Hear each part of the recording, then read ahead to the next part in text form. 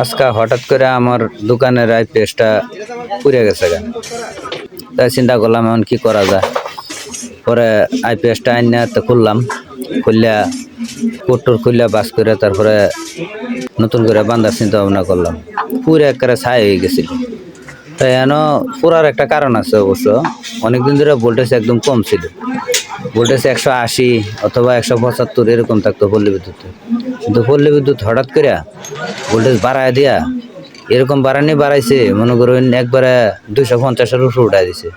তাই হঠাৎ করে আইপিএসটা পুড়ে গেছে। তা এটার কাজ আমার অনেক আগে থেকে জানা ছিল, আগে এই কাজে আমি করতাম।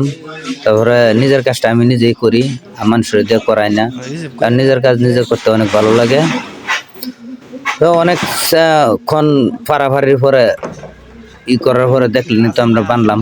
যদি আপনারা কেউ আইপিএস এর প্রয়োজন হয় তাহলে জানাইতে পারেন, নিজের মনে করে হয়তো পার্সোনালি 2-1টা করে বানাই দেবেন। এমনি প্রফেশনালি বানাই না, শুধু নিজের কাজ হইলে বানাই আর কি।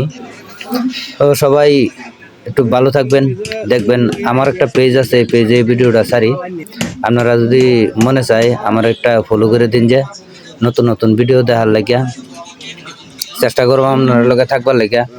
আপনারা যদি একটু সহযোগিতা করুন তাহলে আপনার লগে আমিও থাকতে পারবো। আমিও চেষ্টা করতেছি পেজের মাঝে অনেক ভিডিও দেওয়া, যাতে আপনার সাথে থাকা যায়। তো ফাইনালি আইপিএস এর কাজ কমপ্লিট করলাম, এখন মাপ যুগ দেওয়ার পালা। সব কিছু দিয়া দেখলাম একদম 100% ওকে আছে, তারপরে লাগাই দিলাম।